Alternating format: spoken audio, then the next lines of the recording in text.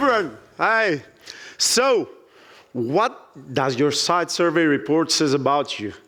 And by saying you, I mean your wireless passionate self. Yeah, the one who's struggling to differentiate among all wireless engineers, the one who's looking into packets, who's looking into frames, and before understand what's going on, he's already thinking how I'm going to explain that to someone who is not native with Wi-Fi because he's paying. He's a stakeholder.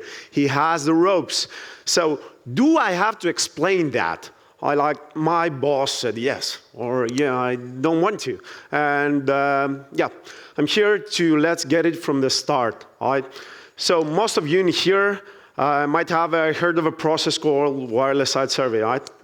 So implement it on site in order to gather Wi-Fi data, might be a health check, might be a pre-installation, a post-implementation survey, an active survey, depending on the scope. Every survey like that serves a certain purpose, right? So I will ask you for a favor. Please raise your hand if you believe in the value of a wireless site survey. Okay, are you sure about that? Okay, now raise your hand up again if you still do wireless site surveys yourself. Okay, right, there are many, that's smashing. So, okay. So, a tricky one. Who does not trust anyone more to go back on site and do the wireless site survey? More than himself. Oh, you do trust many people around you. Okay. So, yeah, you do site surveys, some of you go on site, and without asking, you might be the ones that do the analysis, take care of the results, and now we're having a session to discuss on around this. So where does all this thing lead? Like, are you satisfied with the results?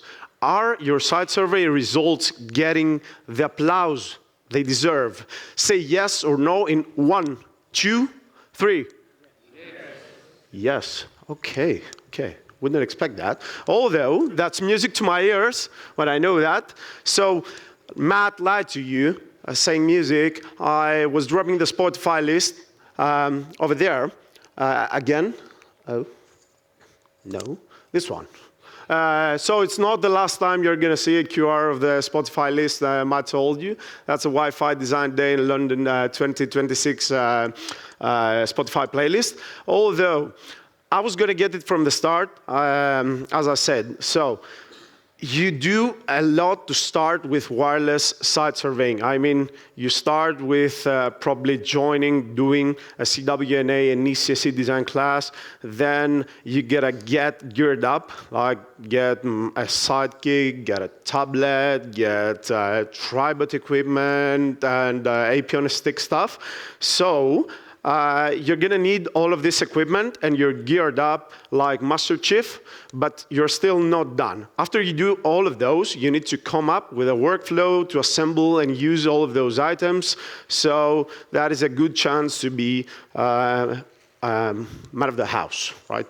So good thing is that you're not alone so far, because there are a bunch of you over here, and you attend those kind of events to get connected, stay together, and discuss all that you're doing and to get results into, right?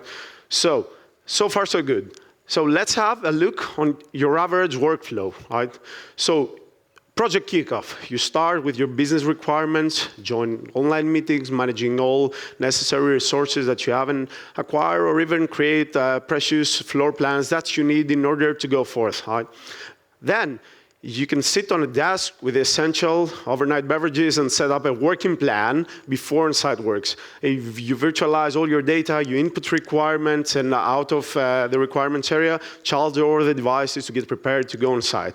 And then you have to pack, you have to carry, and to get yourself on site in order to wait outside of meeting rooms for people to accept you.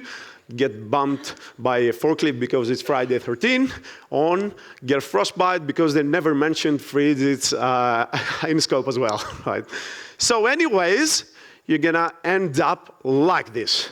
So, sounds like a good workflow. So, why? Why, after all this investment of effort, time, and money, the results of your work around site surveys sometimes might not be recognized enough? So, I've been thinking this since the very beginning of my involvement with Wi-Fi, because I did have failures and went through so many projects to understand why, what am I missing, what am I doing wrong. And I realized that there was nothing wrong with my survey data collection. There was nothing wrong with my workflow, nothing wrong with the level of expertise I needed to have for a specific project or my behavior. It was all about how I used all those site survey information, all those data, the way I choose to shape and present it to the client, the fact that I wasn't acting serious enough about my site surveys and getting a proper site survey report out there. So I turned the page and I'm like, I need to change something in my site survey reporting. So acting serious, in my opinion, with a report, after being all through that, means tailoring it according with the person that is actually going to read the report. Creating a very detailed report can make sense for us, but a very simple one can make sense for others. But in every case, you have to take into consideration what amount of information is going to actually go through and be beneficial for the person reading it. The level of technicality of the report might be a major factor to consider when creating this. I mean, which is the one to read it? Which is the one benefited by this? Might be an IT director, might be a contractor that I'm subcontracting a survey, might be a random stakeholder, or yeah, I don't know about that. So what kind of reports we might talk about? Do we talk about a document, right? There are many kinds of site survey reporting formats that we can deliver, that like common digital files like PDF, a doc, or maybe a printed booklet, something, or even a cloud-based file, depending on their requirements or personal preferences. But most of those will be accompanied by a remote, a live meeting. I should agree with that. Rest assured that everyone has its own style at site survey reporting, but if I could highlight some categories, I would go with the following. A disclaimer, that is not personal. I love you all equally, but I'm gonna throw some points on that. So, the data dump. I refer to a skillful Wi-Fi engineer that will put all the effort in the world without reading the environment. He will deliver a great site survey report to someone that does not care at all about it. Good chance to read, good chance to appreciate by who's receiving that. Then we do have that default. So that's the I'm not paid well enough guy that needs to deliver something. I mean, you could just change the footer, mate. But I do get that easy reporting could be a thing, but in practical and actual circumstances, that is almost impossible, as our beautiful customers act like princess and demand personalization is on its reports, and that makes sense in some cases, in some others not. So the result here is low chance to read, no chance to appreciate. He still gets a job for being cheaper though.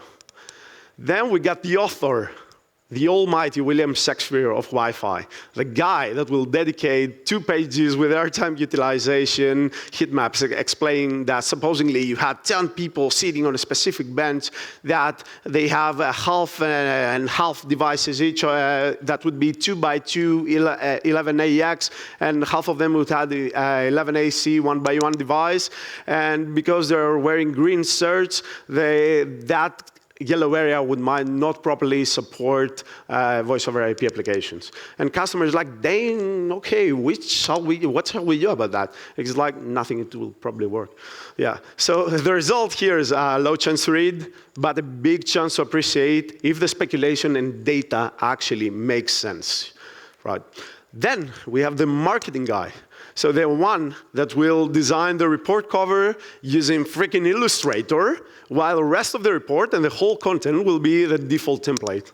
I mean, he should spend like 10 minutes to analyze and present data in 3 days to decide the color palette. I gotta say, that is a smart approach, as in Wi-Fi, customers sometimes judge the book by its cover, But still, there's all this high chance to read, but low chance to appreciate because of the content. Then we have my favorite category, the doctor.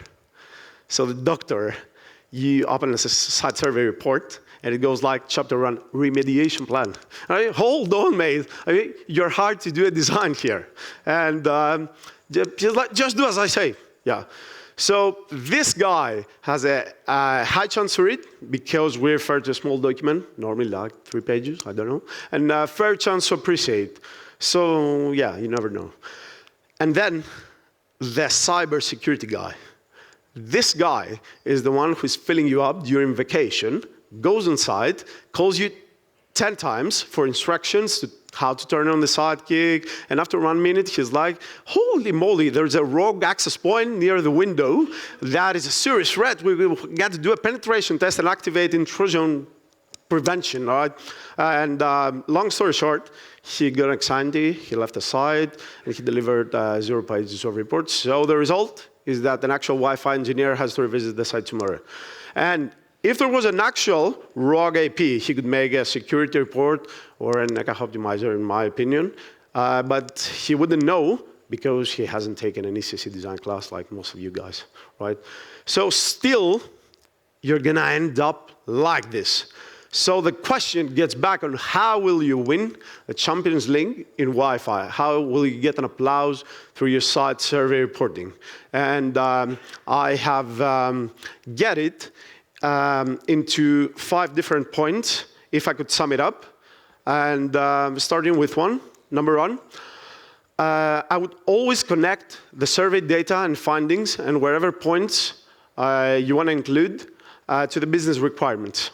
Any data looking away from the objectives are only chattering and reduce readers' attention span. And that's a problem. If you see a word you don't care about, may you not read the next one. If you see a picture that you don't care about, you may not check the one below.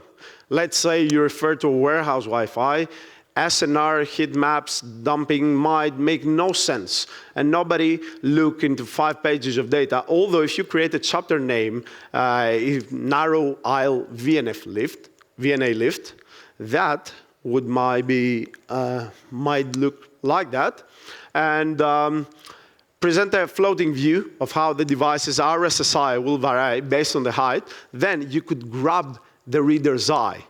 And that is something that you can't just extract with automation by AI Online. That is something that might not go through without a presentation to those who matter. But that is something that will differentiate you as a professional, and probably you'll get the job.